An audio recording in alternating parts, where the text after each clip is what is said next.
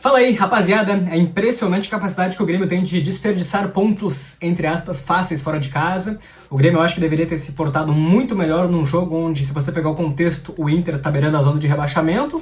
Foi eliminado de uma Libertadores, é verdade, mas de uma forma também que abaixa muito o ânimo dos jogadores, da torcida, então eu acho que o Grêmio deveria muito ter se portado de uma forma melhor, ter ido mais pra cima, mas foi o contrário. O Inter quis mais o jogo. Até os 30 minutos do segundo tempo, o Inter foi amplamente melhor que o Grêmio. A gente vai falar sobre isso nesse vídeo. Uma derrota do Grêmio por 3-2 no Grenal, onde convenhamos que teve pontos constrangedores, como levar um gol do Ener Valencia, por exemplo, que até não tinha feito nenhum gol no Campeonato Brasileiro, fez justamente contra o Grêmio, depois perdeu um gol mais feito do que o que ele fez ainda. Eliminou o Inter da Libertadores, perdendo 3 gols também inacreditáveis, então tem muitos pontos a corrigir também, muitos jogadores que eu acho que já deu, né? Acho que hoje foi a prova clara de que alguns jogadores ou só servem para segundo tempo, como é o caso do Ferreira, não tem como dizer algo diferente disso. Acho que o João Pedro Galvão surpreendentemente fez falta, acho que teria mais maturidade em alguns lances ou teria se apresentado um pouco mais pro jogo. Não foi o caso do Ferreira, acho que é um jogador que tem que ser para segundo tempo se permanecer no Grêmio. E Galdino, nem se fala, né? Mas enfim, vamos por ordem então. Primeiro tempo, amplamente do Inter, conseguiu abrir o placar logo cedo com um gol justamente do Ener Valencia, como a gente diz aqui, uma rateada, verdade. O Inter começou muito mais empolgado, fez o gol muito mais na base da insistência, um chute que o Gabriel Grando defende, a bola sobra no rebote, não tem ninguém ali para combater junto, e o Ener Valencia toca pro gol. 6 minutos de jogo, eu acho, um gol muito cedo, que tranquiliza um pouco mais o Inter, mas que não deixa eles deixarem de ir pra cima. O Inter ainda continua pressionando o Grêmio, é verdade, criando espaço, se aproveitando muito do ânimo dos próprios jogadores, porque o Grêmio demorou para entrar no ritmo do Grenal, a bem da verdade acho que foi entrar só no final do jogo, mas ainda teve uma outra chance com o Ener Valencia cara a cara com o Gabriel Grando, que inacreditavelmente, ou talvez não tão surpreendentemente, ele conseguiu perder, porque também tinha perdido gols contra o Fluminense. É muito mais um corredor do que propriamente um finalizador, embora tenha bastante virtudes, mas como centroavante ali eu acho que peca bastante, mas mérito dele também, conseguiu fazer o seu gol.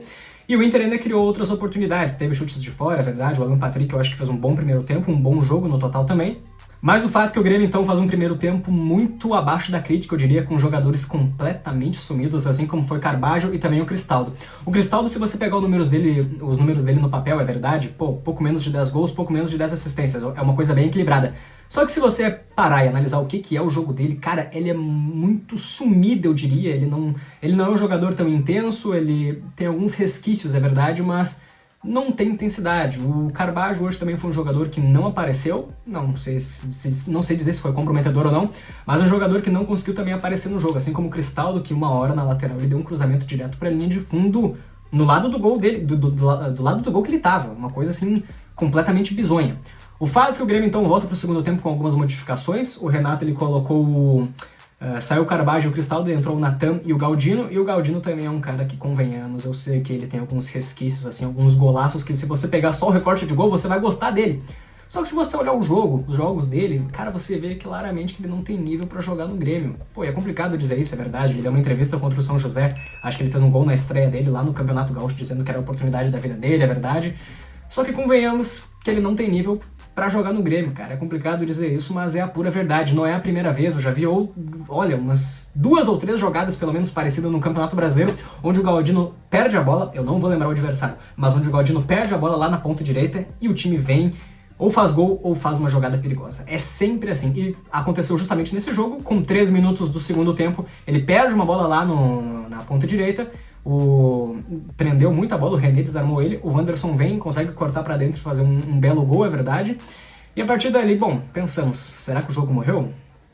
Não, ainda tinha emoção pra gente que tava assistindo. O fato é que o Grêmio ainda continua muito mais parado ainda, sem ter tanta reação. Eu acho que o sistema defensivo ficou muito longe do meio campo, que ficou muito longe do ataque.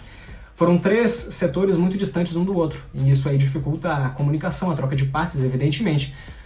O Renato aposta no Bezosa, então ele tira o Ferreira, porque viu que não estava dando, e o Bezosa, por incrível que pareça, por mais que não tenha aparecido quase nada no jogo, mas foi muito melhor que o Ferreira. Pelo menos ele foi pra cima, tentou dar um cruzamento, tentou fazer uma jogada, uma tabela com o Soares. E o Ferreira, cara, é um jogador para segundo tempo para pegar o adversário um pouco mais cansado. Tá? Eu acho que hoje eu cheguei definitivamente nessa conclusão. Que eu já cheguei outras vezes, mas eu acho que hoje deu aquele estralo de que exatamente eu acho que é isso. O fato que o Grêmio então ainda vai muito mais na base da insistência, da coragem, do que propriamente por jogadas trabalhadas. Porque o Grêmio, se você pegar o recorte do Campeonato Brasileiro, tem gols com jogadas trabalhadas, como foi contra o Corinthians, estrategicamente, taticamente, e até contra o Palmeiras, o gol que o Grêmio fez naquela tabela que o João Pedro recebe e faz um gol dentro da área. Mas contra o Inter isso aí basicamente não existiu. Ou se existiu algumas tabelas, o Grêmio não soube ser efetivo na hora de concluir a jogada. O Grêmio então consegue diminuir ainda com o gol do João Pedro numa falha bizonha do Rocher. Uma bola fácil, é verdade, um chute que não foi assim nada forte, já também acho que se encaminhando ali 25 minutos do segundo tempo. Só que também é um ânimo que não durou tanto tempo porque o Inter consegue fazer o terceiro gol numa bola justamente perdida do Natan, que também é um cara que eu acho que não é surpresa pra ninguém, que também é um cara que não tem, talvez não é nem talento, cara, talvez seja a questão da intensidade para jogar no Grêmio. É muito devagar, é muito devagar. Você vê a velocidade dos outros times, até mesmo do Inter, se a gente for pegar o exemplo, como eles são rápidos para fazer contra-ataque. E o Grêmio é um toque de bola assim, ó, tão devagar para chegar no ataque, tão devagar, que eu acho que o Grêmio precisa de jogadores mais velozes, né? Por mais que tenha no elenco, talvez para as pontas, como seria o caso do Ferreirinha e o Bezosi, na teoria, ou até do Iturbe, mas, enfim, falta pro meio de campo esses jogadores. PP é um cara de bola no pé. Carbajo também. Vila Sante, por mais que tenha um pouco mais de correria, é um volante marcador, não é um cara que vai chegar sempre na frente. Então acho que o Grêmio pecou nisso aí. O fato que o Inter então consegue fazer esse gol com o Alan Patrick numa roubada de bola, no erro do Natan, que eu acabei de falar aqui. Acabei de falar sobre ele. E a partir daí, né, o ânimo vai um pouco mais para baixo, mas o Grêmio ainda continua indo para cima, só que sem ser efetivo nas finalizações. Consegue uma falta ali cavada pelo Soares perto da entrada da área, que ele faz um gol de falta. Eu acho que faltava para ele fazer um gol de falta pelo Grêmio. No último jogo contra o Fortaleza ele deu uma batida que a bola bateu na trave e hoje conseguiu, né, finalmente fazer um gol de falta pelo Grêmio. 3-2, o Grêmio ainda continua indo para cima. O Kudê colocou o Igor Gomes, colocou o Gabriel, colocou Nico Gonzalez, eu acho que era o zagueiro aquele, não sei a nacionalidade, e colocou ainda um outro jogador de marcação que agora eu não vou lembrar quem é, né?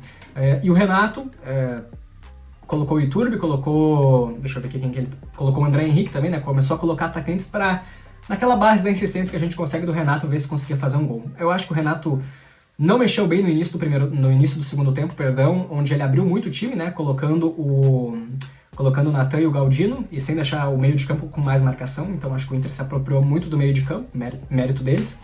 Mas enfim, é um 3-2, e o Grêmio muito mais na base da pressão, tentou fazer alguma coisa no final do jogo, ainda teve uma reclamação de pênalti ali, mas que eu nem cheguei a ver o replay ainda. O fato que é uma derrota constrangedora, pelo que foi o jogo até pelo menos os 30 minutos do segundo tempo, né? Depois disso o Inter cansou, tudo bem, colocou jogadores de defesa, mas é uma partida constrangedora que o Grêmio novamente perde pontos que não poderia perder. Tudo bem, o Grenal é um clássico, mas olha o contexto que eu falei no início do vídeo. Eliminado da Libertadores, beirando a zona de rebaixamento. O Renato é um treinador que sabe melhor do que ninguém, talvez, treinar um time, preparar um time para um Grenal, e o Grêmio consegue perder e entrar com muito menos ânimo do que entrou o Inter.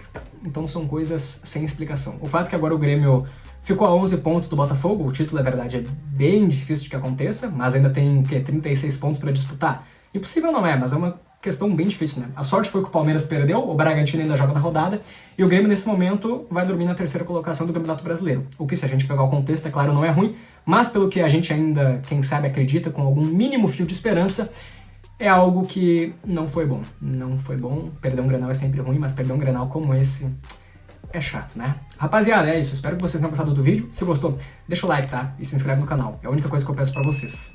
Tamo junto e até a próxima.